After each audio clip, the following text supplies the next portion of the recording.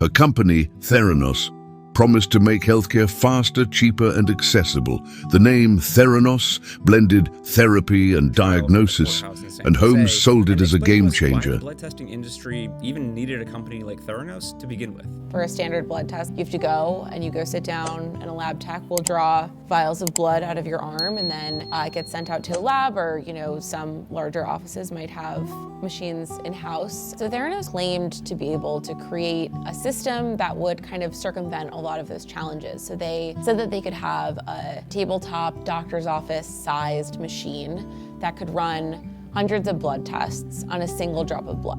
By 2014, Theranos was valued at $9 billion, and Holmes, at 30, was crowned the youngest self-made female billionaire. Investors like Rupert Murdoch, Larry Ellison, and the Walton family poured in $945 million. Big names like Henry Kissinger and James Mattis joined the board. Theranos partnered with Walgreens to roll out its wellness centers across Arizona and California. The hype was electric. Holmes had a knack for storytelling. She wore black turtlenecks, mimicking Steve Jobs, and spoke in a deep, commanding voice, later rumored to be fake. She pitched Theranos' Edison device as a miracle, a compact machine that could run over 240 tests, from cholesterol to genetic analysis, using just a drop of blood. She claimed it was already being used on battlefields in Afghanistan and had endorsements from pharma giants like Pfizer. Investors ate it up, but behind the glitz, something was very wrong. Here's where the health tech fraud begins. Theranos' Edison machine didn't work, not even close. The technology couldn't deliver accurate results, and the few tests it could perform were unreliable. Instead of admitting this, Holmes and her COO, Ramesh Sunny Balwani, covered it up. They faked demonstrations, forged validation reports, and lied about contracts. Most shockingly, Theranos secretly used commercial blood analyzers, like the ones they claimed to replace, to run tests, diluting tiny blood samples to make them fit. Patients got wrong diagnoses, from cancer scares to false miscarriage alerts. One patient testified she thought she'd lost her pregnancy after a faulty Theranos test, only to learn later it was viable. The cracks started showing in 2015. John Carreyrou, a Pulitzer Prize-winning journalist at the Wall Street Journal, got a tip from a whistleblower. Former employee Erika Cheung raised alarms about quality issues with the Edison devices. Carreyrou's investigation revealed Theranos was diluting samples and using outdated machines.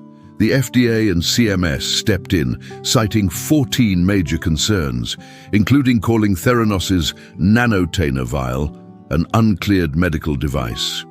By 2016, regulators banned Holmes from operating a blood testing lab for 2 years. By 2018, Theranos was done. The company dissolved, but the fallout was just beginning. In June 2018, a grand jury indicted Holmes and Balwani on 9 counts of wire fraud and 2 counts of conspiracy to commit wire fraud. Prosecutors said they knowingly misled investors and patients, defrauding them of $945 million. Holmes's trial in 2021 was a spectacle. She took the stand for 7 days, blaming Balwani for misleading her and claiming he abused her emotionally and sexually, allegations his team called outrageous. The jury didn't buy it. On January 3, 2022, Holmes was found guilty on 4 counts. 1 count of conspiracy to commit wire fraud and 3 counts of wire fraud against investors involving over $140 million in wire transfers. She was acquitted on patient-related fraud charges, and the jury deadlocked on 3 counts. Balwani's trial followed in 2022. He was convicted on all 12 counts, including defrauding patients, and sentenced to nearly 13 years. Holmes got 11 years and 3 months, starting her sentence in May 2023 at a federal prison camp in Bryan, Texas. They were ordered to pay $452 million in restitution to victims, including Rupert Murdoch and the Walton family. Holmes's appeal in 2024 failed, with the Ninth Circuit Court ruling the evidence against her was overwhelming. Her release date is set for December 2032, 2 years early due to good behavior. The impact was brutal. Investors lost nearly $1 billion. Patients faced misdiagnoses that shook their trust in healthcare. Employees like Erika Cheung, who blew the whistle, faced retaliation but sparked a reckoning. Theranos exposed Silicon Valley dark side, a culture of hype where fake it till you make it went too far. Holmes never cashed out her shares, but her lavish lifestyle, private jets, luxury hotels, painted a picture of greed. The scandal inspired books, documentaries, and a Hulu series, The Dropout, with Amanda Seyfried winning an Emmy for playing Holmes. So, what's the lesson? First, always validate tech claims.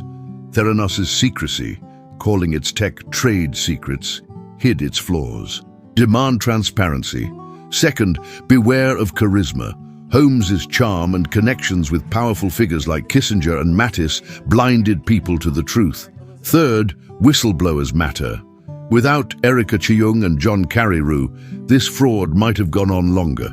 Finally, Silicon Valley needs to rethink its obsession with hype. Not every startup is a unicorn, and not every founder is a genius. Theranos' $9 billion fraud wasn't just a company failing. It was a betrayal of trust. From a single drop of blood to a mountain of lies, Elizabeth Holmes' story is a warning. If you thought this was wild, hit that subscribe button and ring the bell.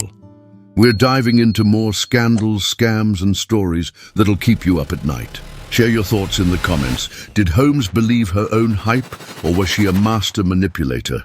Let's talk.